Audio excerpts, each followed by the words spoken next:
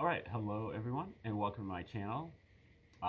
This is an educational channel, and we look into great theories and discoveries and concepts that you don't know anything about because they've been suppressed out of your purview. But if you did, they would make a big change in your life because they're impactful and important. Um, and we've looked at a lot of different subjects, but for the last 283 days, we have been doing Bible decodes, decodes from the New Testament, and most of them involving looking through the lens of the Dead Sea Scrolls and also the Roman origins hypothesis. That is, that the Romans are the true authors of the New Testament as a psychological operation against the Jews, who they had been fighting against for the last 125, 130 years. And they were very tired of the Jews constantly revolting and insurrecting and assassinating. And so they basically took advantage of the fact that the Jews were literally waiting on a Jewish Messiah to come and help them overthrow the Romans, waiting from prophecies made in the Old Testament books. And so instead, the Romans proposed a Jewish Messiah who was a Prince of Peace and believed in rendering unto Caesar what is Caesar's, walking the extra mile with the Roman soldiers' pack and turning the other cheek to oppression. And at the same time, the Romans were leery of the Jews and their rituals, their separatist God, their jealous and zealous God with obsessive compulsive disorder that caused them to have all of these hundreds of different strictures and minor details that they had to take care of, the circumcision and how it was supposed to be done, the Passover sacrifice and how it's supposed to be done, and you had to follow every little detail unless or else you were doing it wrong. And this was just super high maintenance for the Romans. They didn't want to have to police over this. You know, the Romans had pulled into Judea in 63 BC, so they, for the over 100 years, they were pretty much, in charge of what was going on in Judea. But the Jews were just fighting back so much. And this culminated in the War of the Jews from 66 to 73 AD. And this was basically a few Jewish, self-proclaimed Jewish messiahs helped the denizens of Jerusalem rise up, and they actually kicked out King Agrippa II, who is one of the Herodians, or of the family of the dynasty of puppet kings called the Herods. A lot of times in the New Testament they just call him Herod, but there are actually a number of different Herods, and this guy Agrippa II is one of them. And he had to flee back to Rome. This caused Emperor Nero to send in General Vespasian, and also General Vespasian brought in his son Titus. And these two generals prosecuted this war from 66 until 73 AD. After, as the war ended, the Jews, the Romans, these two, Vespasian and Titus, they became the new Caesars. Vespasian got the call in 69 AD to become the new emperor. Now, it has to be kept in mind that this was the year of the 4 emperors during the Roman Civil War, and so the 4 emperors previous to Vespasian had all been assassinated within the last 12 months. So Vespasian was justifiably somewhat paranoid about his position. And I think that also had something to do with them, you know, trying to pull off this psychological operation against the Jews, um, which was, you know, this Prince of Peace thing. And you can kind of review a lot of the evidence that direct evidence for all of this in some of my previous videos. But the basic key to unlock the meaning of the Gospels is to read Josephus's book called War of the Jews. This is a history in 7 volumes of the war between the Romans and the Jews, of which Vespasian and his son Titus were the protagonists mostly. They became the new emperors. They're called the Flavian dynasty of Caesars from 69 until 96 AD. And that's Vespasian, his son Titus, and his other son Domitian. And Flavius, by the way, means blonde or golden. And this guy Josephus, who wrote this War of the Jews book, he is also known as Flavius Josephus because he was an adopted member of the Roman royal dynasty, writing from Caesar's palace, where he was one of the court historians. He was originally a Jew, but he defected to the Romans. And as we've talked about, he gave Vespasian the star prophecy, which is supposed to only be reserved for Jews. And that is that I predict that one day you will become the new emperor. And so when Vespasian did become the new emperor, he pardoned Josephus, who had recently, surrendered to Vespasian. And then he eventually brought him to Rome, adopted him as a member of his family, and brought him, put him up at a townhouse at Caesar's palace, where he remained the rest of his days, more or less. And he wrote a number of other books after this, including the 20-volume Jewish Antiquities, as well as his autobiography called Vita. But if you read the words of Josephus, you will, if you put the right lens on it, you will recognize that whoever wrote Josephus, whether this is a real person or whether this is a fictional tale and he's just a pseudonym for somebody else, whoever wrote Josephus also wrote the Gospels. And so, given that we know Josephus is emanating from Rome, we also know that the Gospels are emanating from Rome. And there is a complicated code of different themes, many, many different themes of parallelisms between the two. They're intended to be read at the same time, or in conjunction with each other. And again, if you look at any of my 150 previous videos, I've fleshed this out in painstaking detail, as does Michael Menescot's in his new book called Christianity's Origin as a Flavian Secrecy Cult, which we go over in many of those videos that I'm discussing.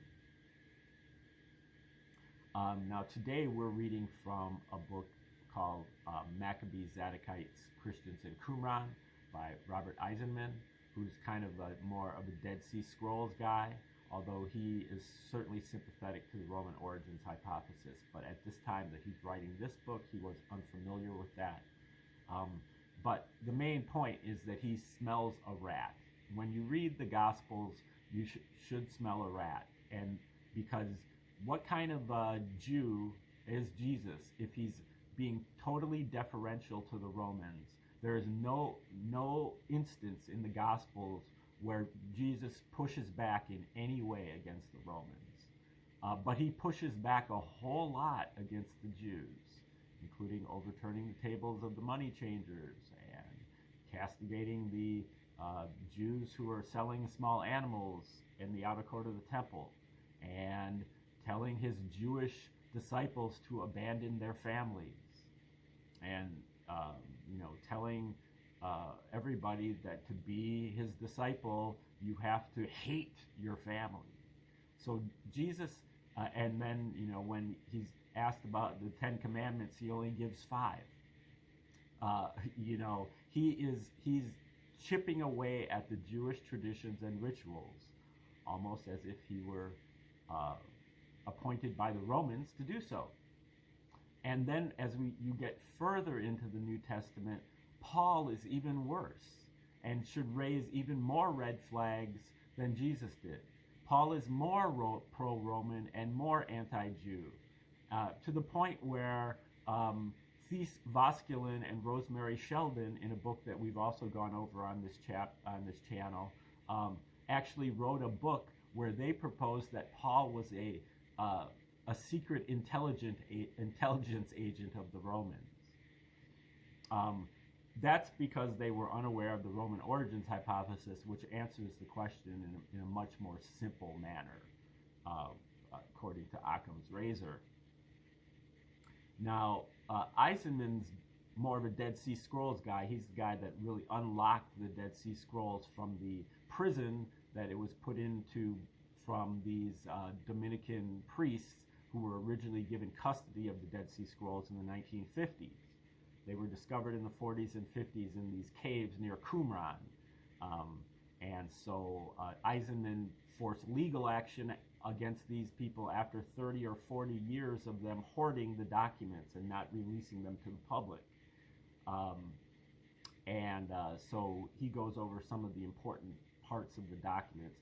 Now, these Dominican priests, they insisted that these documents were from the 2nd century BC or possibly 1st century BC. They tried to distance them as far as they could from the story of Jesus.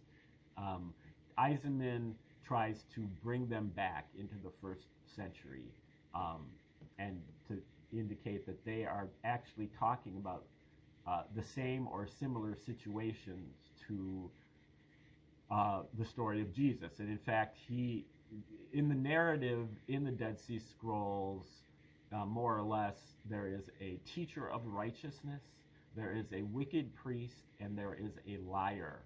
And different scholars have had different ideas about who is who. But for Eisenman, the teacher of righteousness is actually James, the brother of Jesus.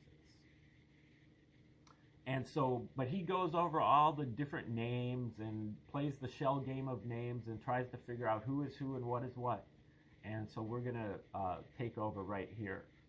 It is also preached by a mysterious Baptist named John the Baptist, succeeded by Jesus, James, and others. Now, this is talking about basically righteousness, Zadok, and which I guess, I don't know if that's named after Zadok, the high priest of David and Solomon's time. In the latter two, we have the type, latter two meaning Jesus and James, we have the type of the Messiah of Aaron and Israel, of the Damascus document, which is one of the Dead Sea Scrolls. And there does appear to be a shift between the ideology of this document on this point and that of the community rule, though the rule may imply a series of not dual messiahs.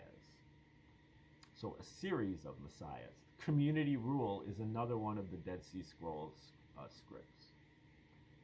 The ideology on these points is not stationary. It is developing, as we have shown. The challenge is to be able to fit the appropriate ideology into its proper situation and not passively rely on the problematic results of archaeology and paleography, but it's got an A in it. It has to do with your penmanship, to be able to date documents according to the penmanship of the time. That it gradually changes over time. It's not an exact science by any stretch of the imagination. But that is what they used in order to That is what they used in order to date these Dead Sea Scrolls. That's what these Dominicans used to date the Dead Sea Scrolls to the 2nd century BC. In fact, more recent Qumran documents reveal that the concept of a single Davidic-style Messiah of the normative kind was very strong at Qumran. The settlement at Qumran is fed by waves of refugees from the corrupt Pharisaic Sadducean regime of the procurators. Refugees from that regime, those regimes. The monastery is not suppressed in this period because the various governments are just not strong enough to do so. That means the procurators. Some of these Herods were called procurators or tetrarchs, which means that they weren't in control of all of Judea, just like a province, like maybe Galilee or Samaria. So different ones of these procurators were they didn't have enough control to really put down Qumran, which is about 20 miles from Jerusalem. So the monastery is not suppressed in this period because the various governments are just not strong enough to do so. Besides, it employs an esoteric form of exegesis, the true meaning of which, to a certain extent, is difficult to pinpoint. For the moment, too, it seems to have adopted a quietist stance.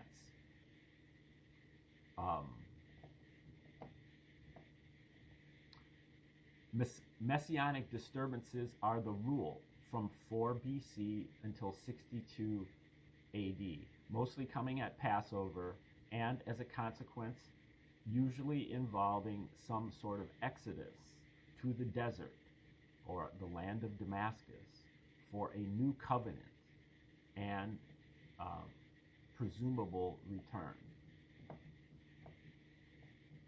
So I guess that's kind of the model, the messianic model that he's bringing up. There are innumerable crucifixions. Aside from Jesus's and the beheading of James, probably an overwrite for an individual referred to in both Josephus and Acts, called Theudas, which you can find in Acts 5:36. The most important are those of Jacob and Simon, the two sons of Judas the Galilean, who was kind of the author of a major revolt in, I believe it was 6 AD. And so his sons, Jacob and Simon, are in the family business of revolutionary. Judas the Galilean, in anticipation of Passover in 48 AD, at the hands of the Jewish collaborator Tiberius Alexander. Philo's nephew, who along with Josephus was in a position to understand the significance of these individuals. So Tiberius Alexander was a good buddy of Titus. He was Titus's lieutenant in this war, Emperor Titus, who eventually became Emperor Titus. Tiberius Alexander was in tight with the Romans, and he was also incredibly wealthy. And he was Philo's nephew, Philo Judaeus of Alexandria, the philosopher. By the 50s, the country is in chaos, fanned by the incompetent, venal, and increasingly brutal administration of the procurators. And again, as coin data attest, the monastery is in its most populous phase, rising to a peak in the second year of the war against Rome. That would be, 67 AD. Thereafter, it is downhill. And so the coin data basically is just how many coins they're finding from whatever year they're talking about. And that he's using that as trying to map the activity that is there at the temple or at this monastery at Qumran, where these Jewish, ascetics, monks, where the ones who wrote the Dead Sea Scrolls they're holed up there at this monastery. And so the coin data he's using to kind of gauge the level of activity at this place. It goes way down in certain periods, and it goes way up in other periods. And that can be used as an indirect way of dating the the documents as well, the scrolls. I will not at this point be drawn into the controversy over whether the monastery fell in 68 AD or thereafter, except to say that the destruction of its buildings would in no way make life untenable at the location in the conditions engendered by war. On the contrary, the site would have constituted an important forward outpost for the partisans at Masada, even if its buildings had been burned, unless the Romans actually garrisoned it. This they would not necessarily have done in any serious manner as long as the partisans refrained from harassing the Jericho road before the commencement of actual operations against Masada after the fall of the temple in 71 AD. I thought it was really 70 AD, but he says 71, 72 AD, where the temple of Jerusalem fell. Now, then the end of the war was really this attack on Masada, which was a fortress south of both Qumran and Jerusalem. That ended, according to Josephus anyway, it ended in a mass suicide. The Jews all killed themselves as opposed to surrendering to the Romans. Any token garrison left on the spot of the kind most commentators propose could easily have been dealt with by the refugees themselves, by this time having found temporary sanctuary at Masada, their ranks swelled by new recruits. Recently, as noted in the introduction, 3 to 4 shards were found in the area of the Qumran plateau. Several turned out to be receipts for supplies from Jericho, and one, anyhow, dated year 2, meaning year 2 of the uprising against Rome. Not only do they confirm that Qumran was not an isolated community, but part of the general Jericho nexus, they also confirm it was participating in the general uprising against Rome and using its calendar, just the argument set forth in this book. Now, the Jews used a different calendar than the Romans, and so this is kind of an important thing. I thought that the denizens at Qumran kind of used both calendars, but hopefully that will become clear at some point. That is the end of the chapter, and so tomorrow we'll be starting out with